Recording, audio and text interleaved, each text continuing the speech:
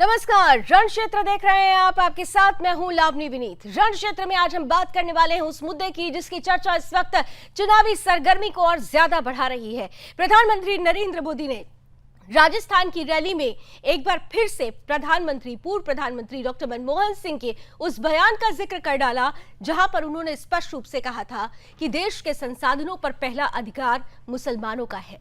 बात निकली तो दूर तलक गई। प्रधानमंत्री के इस बयान पर सियासी पारा गर्मा गया है। प्रधानमंत्री ने स्पष्ट रूप से कहा था कि कांग्रेस जिस मैनिफेस्टो को देश के सामने लेकर आई है वो मैनिफेस्टो साफ तौर पर यह कहता है कि मुसलमानों के नाम संसाधनों का वसीयतनामा लिखा जा चुका है।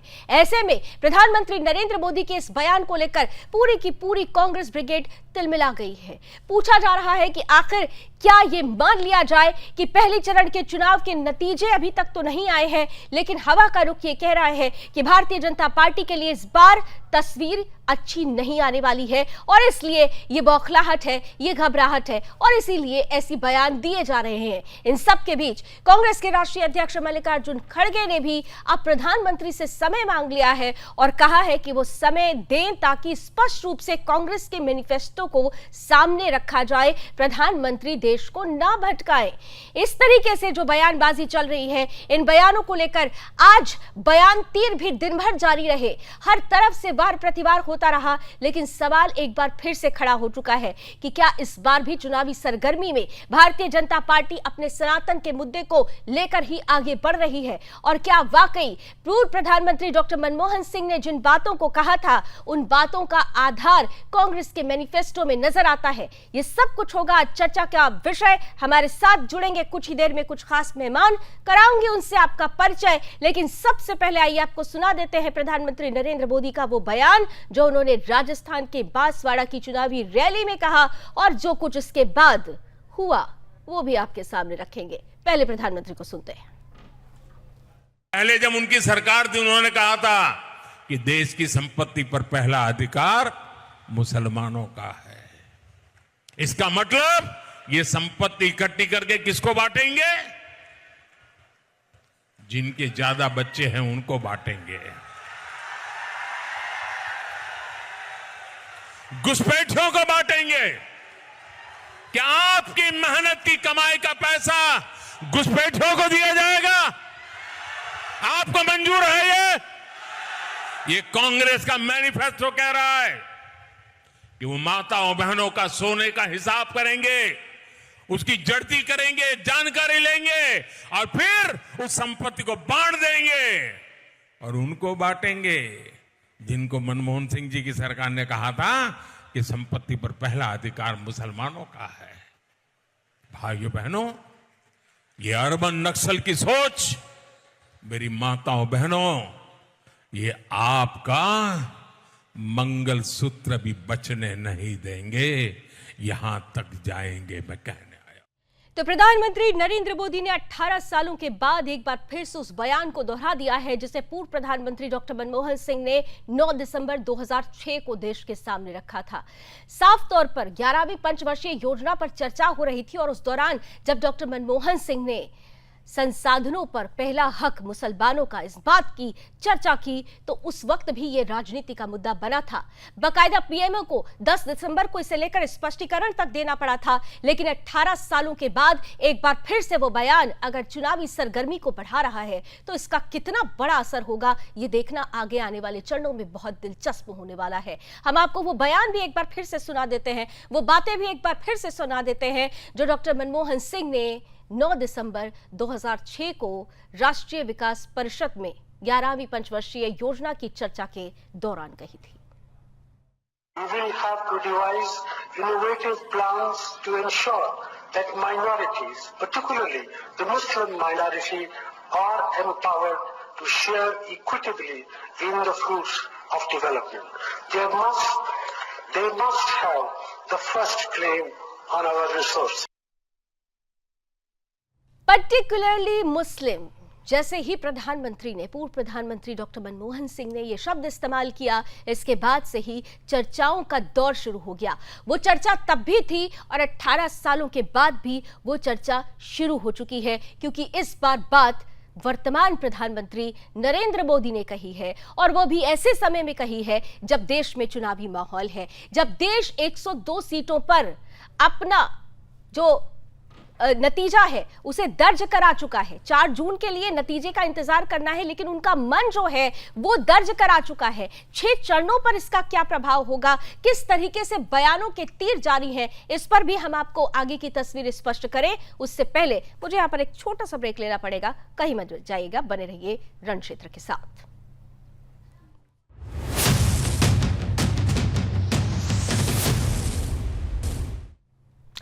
तो मुसलमानों के नाम संसाधनों के वसीयतनामा पर एक बार फिर से रणक्षेत्र में ब्रेक के बाद आप सभी का स्वागत है। रणक्षेत्र आज बड़ा महत्वपूर्ण है क्योंकि चुनावी दौर में प्रधानमंत्री नरेंद्र मोदी ने उस बयान का पिटारा खोल दिया है जो हर बार कांग्रेस की तुष्टीकरण की राजनीति को सामने लाती है, हर बार कांग्रेस सवालों के घेरे में आती है। लेकिन इस बार कांग्रेस पूरी तरीके से तैयारी के साथ चुनावी मैदान में उतरी है। तैयारी के साथ प्रधानमंत्री नरेंद्र मोदी को भी जवाब दिया जा रहा है। साथ ही साथ स्पष्ट रूप से मल्लिकार्जुन खड़गे समय मांग रहे हैं कि प्रधानमंत्री समय दीजिए, हम मैनिफेस्टो के बारे में आपको पूरा विस्तार से बताना चाहते हैं। लेकिन इन सब के बीच में बयानों के तीर लगातार जारी रहे। किस तरीके से दोनों ही पक्षों की तरफ से वार प्रतिवार चलता रहा, जल्दी से बयान तीर पर नजर और फिर आज की चर्चा आज के मेहमानों के साथ।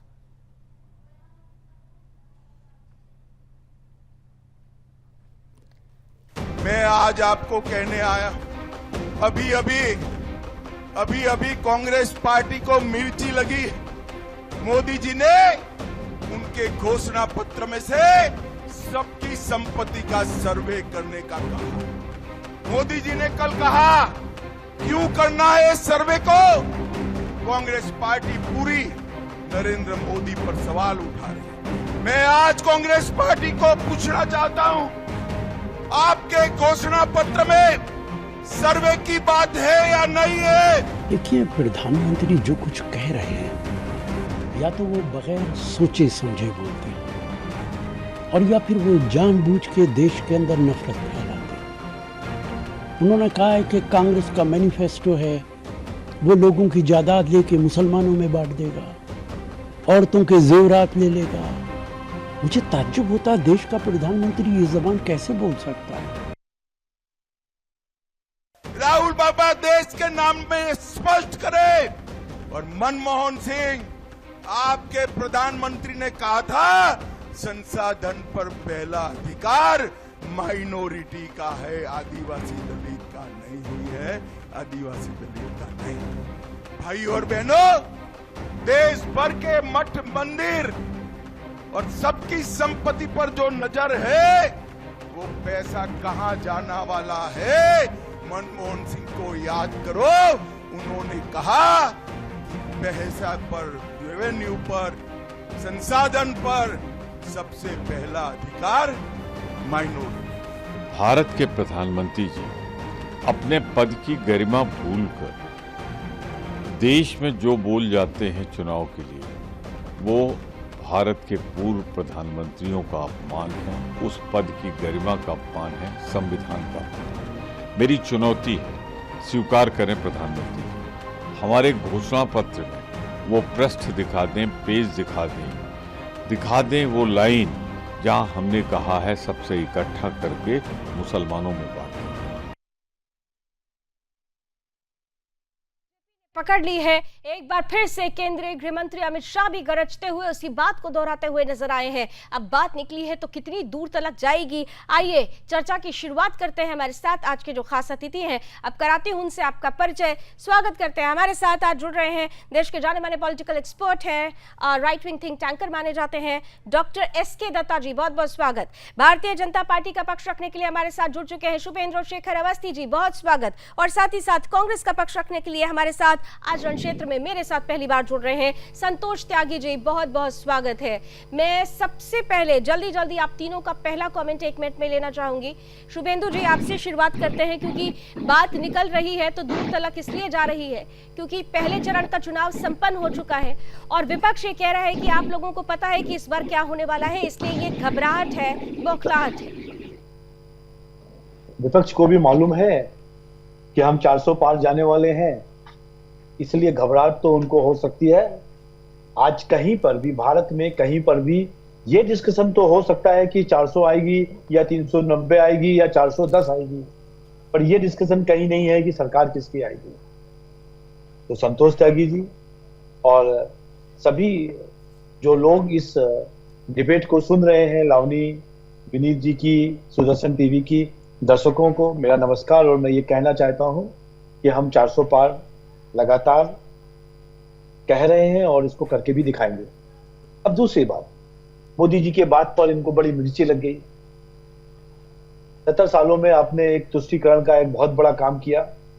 उस समुदाय को आपने तुष्टीकरण कर अपने साथ जोड़ के रखा, पर उसका विकास नहीं किया। आपने 70 साल उनको पढ़ने नहीं दिया। आपने तुष्टीकरण तो करी, पर उनको बढ़ने का मौका नहीं दिया। आज मैं आपके चैनल के माध्यम से उन सभी विशेष समुदाय के, अल्पसंख्यक समुदाय के और मुस्लिम समाज के लोगों को मैं कहना चाहता हूं कि ये कांग्रेस का ही तो सरकार थी, ठीक है, जिसने आपको इंजीनियर, डॉक्टर नहीं बनने दिया, आपको कारपेंटर, वेल्डर और पंचर बनाने वाला बनने पे मजबूर किया। ठीक है सर, हम आगे कंटिन्यू करेंगे, लेकिन पहला कमेंट सभी का ले लेते हैं। संतोष त्यागी जी, आपके पास आते हुए आपने शुभेंदु जी को भी सुना होगा। सवाल सीधा सीधा है कि प्रधानमंत्री नरेंद्र मोदी जिन बातों को कह रहे हैं उसका एक आधार है। डॉक्टर मनमोहन सिंह ने स्पष्ट रूप से पर्टिकुलरली मुस्लिम ये शब्द इस्तेमाल किया था, और आज वही बयान आप लोगों के लिए गले की फांस बन गया। संतोष त्यागी जी, मैडम आपकी आवाज नहीं आ रही, आपने क्या क्वेश्चन किया वो अभी आप मुझे सुन पा रहे हैं? अभी सुन पा रहे हैं आप मुझे? अभी सुनाई दे रही है आपको मेरी आवाज? चलिए कोई नहीं, पैनल जरा ठीक है, आपकी आवाज कट कट के आती है। ठीक है, अब मैं दोबारा आती हूँ आपके पास। डॉक्टर एसके दत्ता हमारे साथ जुड़े हुए हैं। डॉक्टर दत्ता, आपने तो बहुत सारी ऐसी परिस्थितियां देखी हैं, चुनावी आकलन भी किया है। इस बार का ये बयान क्या मानने की बात निकल गई है तो दूर तलक जाएगी?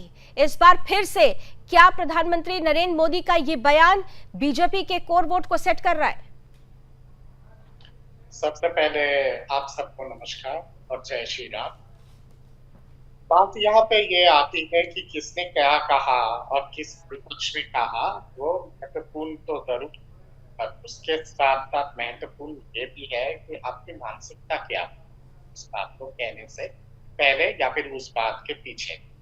ये ऑन रिकॉर्ड है कि हमारे देश के former prime minister doctor Manmohan Singh ji, जिनको मैं व्यक्तिगत बहुत सम्मान करता हूँ, पर उन्होंने on record national development council के मीटिंग पे कहा था कि इस देश के प्रथम सारे जी सत्य, ये तो ऑन रिकॉर्ड है ये बात। तो ये बात अगर अभी मौजूदा प्रधानमंत्री अगर इस बात को दोहरा रहे तो मौजूदा प्रधानमंत्री झूठ तो नहीं बोल रहे हैं, ना ही मनगढ़ंत कहानी बना रहे हैं। जो सच्चाई है, जो ऑन रिकॉर्ड वो बात उन्होंने कहा, वो बात कहने का हर किसी के अधिकार क्षेत्र में भी, मेरे अधिकार क्षेत्र में भी है लावनी जी वो बात कहने का, आपके अधिकार क्षेत्र में भी है वो बात कहने। और क्योंकि ऑन रिकॉर्ड हमारे देश के सबसे ऊंचे पद पे उस दौरान मौजूद प्रधानमंत्री, जो देश का पद है राष्ट्रपति जी के पद के बाद, वो अगर ऐसी बात कहते हैं और देश के मुखिया अगर ऐसे बात कहते हैं तो उस रूलिंग पार्टी का मानसिकता समझ में आता है। मोदी जी ने अगर ये बात कहा तो कौन से गुनाह कर दिया। आज के डेट में जो बात हो रही है 400 पार या 400 पार नहीं होगा, वो डिबेट है। कोई भी ये नहीं कह रहा कि 272 को लेके बात होनी चाहिए, क्योंकि 272 जो है जी, महत्वपूर्ण बात आपने कही है कि 272 पर बात नहीं हो रही है, 400 पार की बात हो रही है। हमारे साथ संतोष जी जुड़े हुए हैं। जी मैं डॉक्टर दत्ता मैं आती हूँ आपकी बात को ही थोड़ा आगे ले जाते हुए। संतोष जी को अगर मेरी आवाज पहुंच रही हो, संतोष त्यागी जी, शायद संतोष जी से हमारा संपर्क नहीं हो पा रहा है। कुल मिलाकर ये बातें जिस तरीके से सियासी गलियारों में चर्चा का विषय बन चुकी है। इतना तो माना जा रहा है कि ये बयानों के तीर आने वाले 6 चरणों के लिए एक मजबूत आधार तैयार करने वाले हैं। अब किसके लिए तैयार ज्यादा करेंगे, इसी पर तो महत्वपूर्ण चर्चा है। रणक्षेत्र में वक्त एक छोटे से ब्रेक का, जल्द मिलते हैं।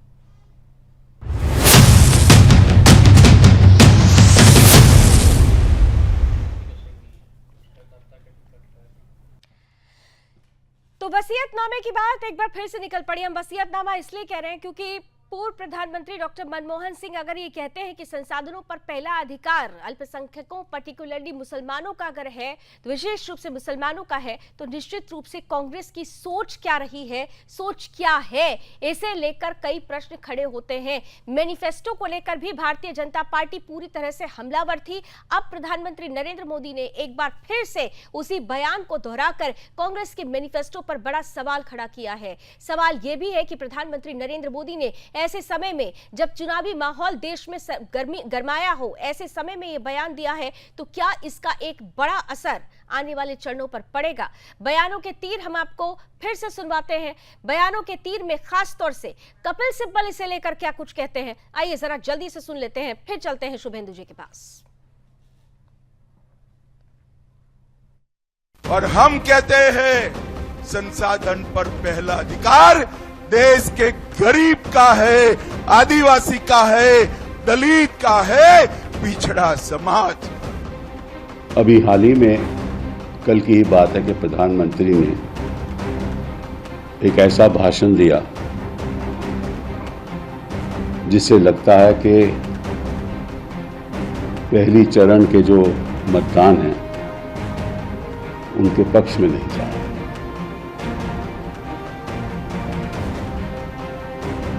और उस भाषण के बाद मैं समझता हूं कि इस देश के करोड़ों लोग निराश होंगे। क्यों निराश होंगे? कि 1950 के बाद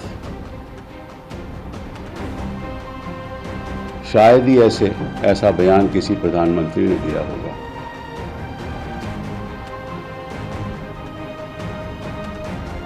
जो इशारा करता है कि हमारे जो अल्पसंख्यक यहाँ तब से रह रहे हैं वो घुसपैठी है। ये किस किस्म की राजनीति है और किस तो राजनीतिक शुचिता की बात होने लगी है, लेकिन इतिहास के पन्नों को पलटा जाए तो बहुत सारी ऐसी बातें भी सामने आएगी जो हर पार्टी की सोच क्या है उसे उजागर करती हुई नजर आएगी। हमारे साथ संतोष त्यागी जी जुड़ चुके हैं। मैं शुभेंदु जी के पास जाना चाहती थी, लेकिन संतोष जी का एक कमेंट बहुत इंपॉर्टेंट होगा क्योंकि कांग्रेस का पक्ष रखेंगे। संतोष जी, क्या मेरी जी अभी आ रही है? ठीक है, आ रही है आवाज। हाँ बताइए, क्या क्वेश्चन है? संतोष जी, एक ही क्वेश्चन है कि प्रधानमंत्री नरेंद्र मोदी ने जो कहा उस पर कांग्रेस की पूरी ब्रिगेड प्रधानमंत्री को सवालों के घेरे में खड़ा कर रही है, लेकिन इतिहास इस बात का साक्षी है कि पूर्व प्रधानमंत्री डॉक्टर मनमोहन सिंह ने ये बातें कही थी, मुसलमानों का पहला हक, पहला अधिकार। ये मैंने बयान तो सुना नहीं, अगर आपने बोला है तो मैं उसे सर्च करूंगा, लेकिन ऐसा मेरी जानकारी में ऐसा है नहीं। कांग्रेस का पक्ष रखने वाले आपने डॉक्टर मनमोहन सिंह का बयान नहीं सुना? ये इसका जो बयान का खंडन लल्लन टॉप के नहीं, आप दूसरे चैनल का नाम क्यों ले रहे हैं? आप मेरे चैनल पर है ना, आप सुदर्शन न्यूज पर है, आप सुदर्शन की बात कीजिए। किसने क्या खंडन किया, क्या समर्थन किया, हम इसकी बात करने के लिए यहाँ नहीं है। आप सुदर्शन न्यूज के कार्यक्रम में आए हैं, जिस कार्यक्रम में है उस मुद्दे पर आप जवाब दीजिए। किस संदर्भ में किया, कब किया? दूसरे चैनल ने इसका खंडन भी किया हुआ है। अगर आप इसका संतोष त्यागी जी, या तो आप पूरी तैयारी से नहीं आए हैं, नहीं आप पूरी तैयारी से नहीं आए हैं, आपको दूसरे चैनल का हवाला देने की जरूरत ही नहीं पड़ती। आप दूसरे चैनल का हवाला क्यों दे रहे हैं? और आपने क्या पूर्व प्रधानमंत्री डॉक्टर मनमोहन सिंह का बयान नहीं सुना है? नहीं मैंने नहीं सुना है। दोबारा सुनवा दूं आपको? अगर हाँ सुनाइए जरा दोबारा सुनवा दीजिए।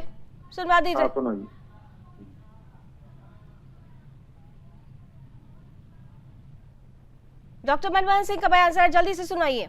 Devise innovative plans to ensure that minorities, particularly the Muslim minority, are empowered to share equitably in the fruits of development. They must have the first claim on our resources. तो आपने सुन लिया ना संतोष जी, पहला अधिकार अल्पसंख्यकों का, विशेषकर मुसलमानों का। नहीं, इसमें सिर्फ मुसलमानों के लिए नहीं, आदिवासी, अन्य पिछड़ा वर्ग, गरीब, चाहे वो किसी भी जाति का हो, किसी भी प्रकार का, किसी भी धर्म का हो, उन्होंने एक संदर्भ में बोला।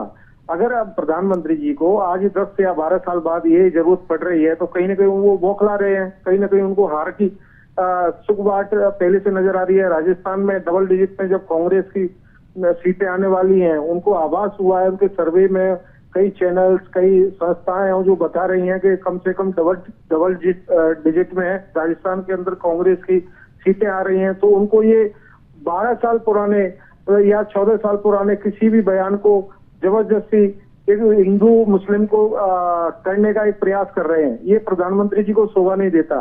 अगर ये सब चीजें होती तो आप बदल दो। 10 साल में आपने क्या किया? आप विकास के नाम पे तो वोट मांग नहीं रहे, आप हिंदू मुस्लिम राम मंदिर और इस तरीके की प्रक्रियाओं पे आप वोट मांगने के लिए आप राजस्थान में आगे ऐसी बयानबाजी कर रहे हैं। क्या किसी देश के प्रधानमंत्री को इस तरीके का बयान देना उचित लगता है? संतोष जी, वो बयान नहीं दे रहे, वो तो याद दिला रहे हैं कि डॉक्टर मनमोहन सिंह ने क्या कहा था। याद दिलाओगे? कब तक? 10 साल से आप लोग भूल जाते हैं ना। अगर आप लोगों को याद होता तो आप खुद से AK एंटनी साहब की रिपोर्ट आपको याद होती जब आपने पहली बार अपनी जमीन खो दी थी 2014 में, तभी आप लोगों ने ध्यान दिया होता। संविधान में कोई शुभेंदु जी कोई कानून बनाया क्या? संविधान में कोई कानून बनाया क्या कांग्रेस ने या मनमोहन सिंह जी ने? बताइए। कानून बनाया तो आप बदल देते। आप 12 साल पिछले किसी भी बयान को इस प्रकार से आप कहां किस संदर्भ में आप बोलना चाह रहे हो, क्या ठीक है, शुभेंदु जी इसका जवाब देंगे जल्दी से। क्विक रिएक्शन शुभेंदु जी। फैला रहे हैं। फाइन शुभेंदु जी। संतोष जी, अपना मैनिफेस्टो का पेज नंबर 9 जी, उसमें पॉइंट नंबर 1 जी 9 पॉइंट दिए हैं आपने माइनॉरिटी के लिए। सर हम और उस पे धर्म की बात करते पढ़ा है, आपने अपना मैनिफेस्टो पढ़ा है संतोष जी? सभी जातियों की बात करते हैं, सभी धर्मों की बात करते हैं, हम किसी विशेष व्यक्ति सुन लो भी एक बार की बात कभी नहीं करते। पूरी बात सुन लो फिर जवाब देना। कभी किसी व्यक्ति ने किया न कांग्रेस के कोई कार्यकर्ता। ठीक है संतोष जी, पूरी बात उनकी सुन लीजिए। संतोष जी उनकी पूरी बात भी सुन लीजिए। आपने जो सवाल पूछा अब उसका जवाब शुभेंदु जी दे रहे हैं, फिर डॉक्टर दत्ता के पास आती हूँ। हाँ दीजिए। हाँ, आप अपनी मैनिफेस्टो का पेज नंबर 9 जी, और उसमें 9 पॉइंट दिए हैं आपने माइनॉरिटीज के लिए क्या करना है जी। उसमें आपने पहला पॉइंट नंबर दिया है, we will respect and uphold the fundamental right of practice one's faith and right guarantee to religious minorities, why not all Indians. और उसमें आपने लिखा है आर्टिकल 15, 16, 25, 26, 28, 29 एंड 30। भाई ये तो पूरे भारत के लिए कानून है, संविधान है, और सबका साथ सबका विकास सबके प्रयास के लिए बात करी गई है। तो आप अलग से अपने मैनिफेस्टो में पॉइंट नंबर 1 लिखते हो कि हम ये जो मुस्लिम समाज के लोग हैं शुभेंदु जी उनके लिए, मेरी बात सुन लीजिए पहले, उनके लिए ये कानून स्पेशली लगाएंगे। आप हमारे मैनिफेस्टो में मत जाइए। बात प्रधानमंत्री ने क्या बोला उस पर बहस हो रही है आज। प्रधानमंत्री ने उसी को तो आधार बनाया है ना। कोई प्रधानमंत्री क्या आप सुनोगे नहीं, कुछ भी बोलोगे तो चल के नहीं आएगा। आपका मैनिफेस्टो मैं बता रहा हूँ आपको, सार्वजनिक मैनिफेस्टो है, मैं बता रहा हूँ आपको। आप सुनिए तरीके की पॉइंट नंबर 5 आपने क्या लिखा है सुनिए। मत जाइए ना सर, आप अपना मैनिफेस्टो, मैंने आपका मैनिफेस्टो भी पढ़ा है। पर्टिकुलरली मुस्लिम। सर मैंने आपका मैनिफेस्टो भी पढ़ा है, आप मेरे मैनिफेस्टो को पढ़ो, मैं आपके मैनिफेस्टो को पढ़ूं, उससे कुछ नहीं। चुनाव चल रहे हैं अभी। बात ये है प्रधानमंत्री जी इस तरीके की भाषा का क्यों यूज कर रहे हैं? जवाब देना नहीं है, आपको अपना बोलना है। देखिए मुझे जवाब नहीं देना, मुद्दा सीधा है, मुद्दा सीधा है। संतोष जी और बीजेपी कार्यकर्ताओं से संतोष जी क्या प्रधानमंत्री ने जो कुछ भी कहा उसके कहने के पीछे उस मैनिफेस्टो का भी जिक्र है जिसमें ये बार बार कहा जा रहा है कि मुसलमानों का जिक्र किया गया है। अभी शुभेंदु जी ने कहा कि आप माइनॉरिटीज क्यों बोलते हैं, आप इंडियंस क्यों नहीं बोलते, आप भारतीयों की बात कीजिए ना। आप समावेशी विकास की बात कर रहे हैं तो आप अलग क्यों कर रहे हैं, ये महत्वपूर्ण है। डॉक्टर दत्ता, मैं आपके पास आने वाली थी लेकिन एक छोटा सा क्विक ब्रेक मुझे लेना होगा, इसके बाद सीधे आपके पास आऊंगी। मुद्दा बहुत गर्म है, मुद्दा इसलिए भी महत्वपूर्ण है क्योंकि अभी 6 चरण बाकी है। क्या होगा असर, इस छोटे से ब्रेक के बाद।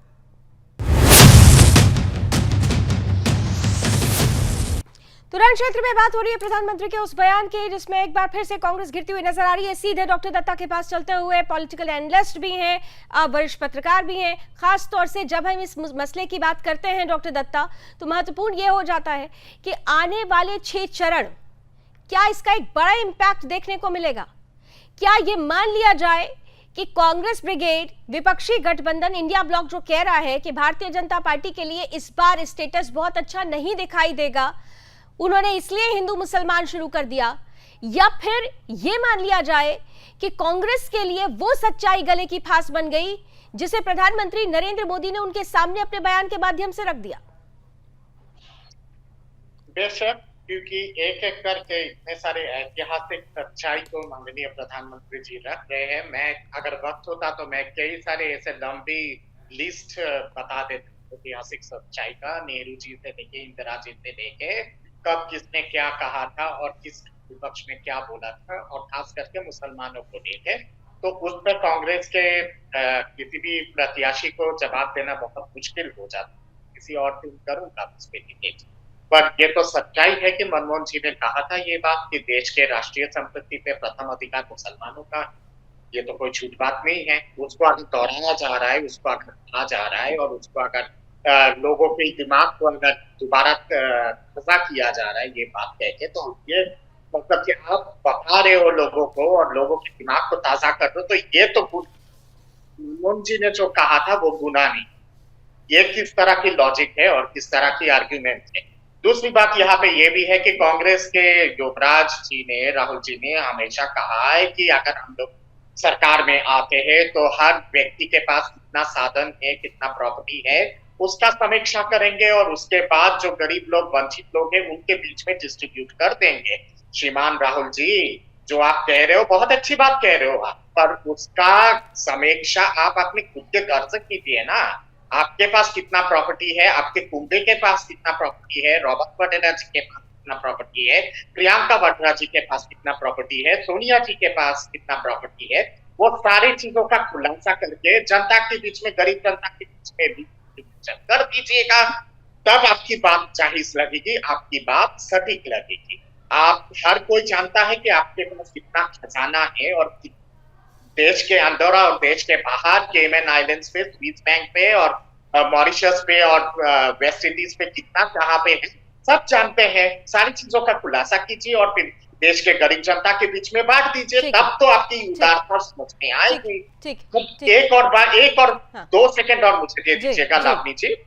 कांग्रेस की मानसिकता इससे भी समझ में आता है, अभी जो 2 जिहाद का मामला आया कर्नाटका में, नेहा की जो बर्बरतापूर्ण हत्या हुई है और एक और महिला की जिस तरह से जबरन इस्लाम में उसको परिवर्तित किया गया है, उस पे जो ठोल बोल की नीति है कांग्रेस की और जिस तरह से आनाकानी कर रही है कर्नाटका की सरकार, उससे भी समझ में आता है कि कांग्रेस का छुपा हुआ प्यार किसके साथ है, और वो मनमोहन जी ने बयान में जारी कर दिया। गाहे बगाहे आप लोगों की प्रतिक्रियाओं में, कांग्रेस के प्रतिनिधियों के बयानों में, उनके व्यवहार में ऐसी चीजें सामने दिख जाती है जो ये सवाल पूछने लगती है कि भाई ये तो तुष्टीकरण की राजनीति नहीं तो और क्या है। ये वही बात तो है जो पूर्व प्रधानमंत्री डॉक्टर मनमोहन सिंह कह रहे हैं। ये वही बात तो है जो एक बार फिर से आपसे पूछ रही है कि आखिर आपको बहुसंख्यकवाद से इतनी नफरत क्यों है, क्योंकि आपके ही मैनिफेस्टो की एक लाइन है जो साफ तौर पर है, तानाशाही या बहुसंख्यकवाद के लिए देश में जगह नहीं। ये बहुसंख्यकवाद कह के आप किसके तरफ इशारा करना चाहते हैं संतोष जी? बहुसंख्यक की बात कोई किसी जाति विशेष के लिए नहीं कही गई है। उसमें अगर उसमें कोई जाति विशेष का नाम लिया जाए, बहुसंख्यक कोई भी हो सकता है। नहीं, कोई भी हो सकता है मतलब आज गरीबी, आज देश के अंदर देखो बहुसंख्यक के रूप में जो गरीब है वो हर जाति में, हर धर्म में है, हर नहीं, तो आपको यहाँ पर फिर गरीब शब्द इस्तेमाल करना चाहिए था।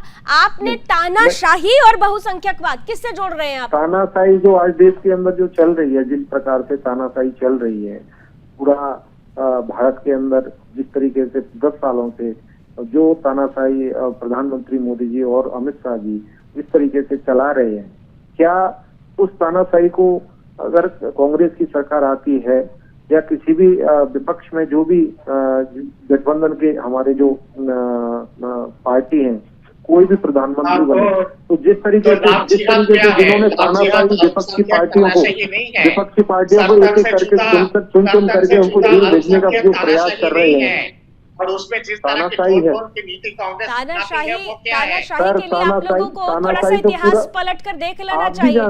इमरजेंसी का दौर जरा याद कर लीजिएगा, आप इमरजेंसी के दौर को जरा याद कर लीजिए संतोष जी। शुभेंदु जी के पास चलते हैं, जल्दी से उनका क्विक रिएक्शन।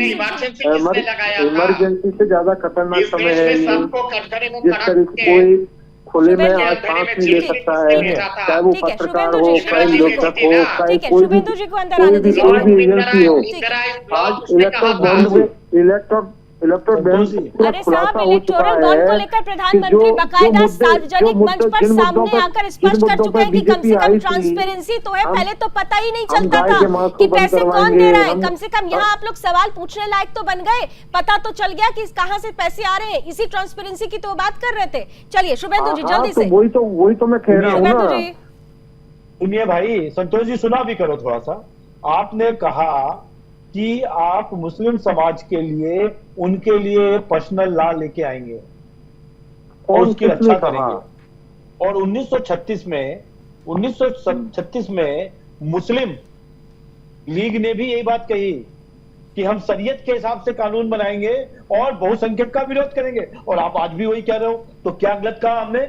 मुस्लिम लीग का ये क्या जैसा मुस्लिम लीग का 1936 में मैनिफेस्टो था, आज 2024 में भी आप मुस्लिम लीग के मैनिफेस्टो को कॉपी कर रहे हैं।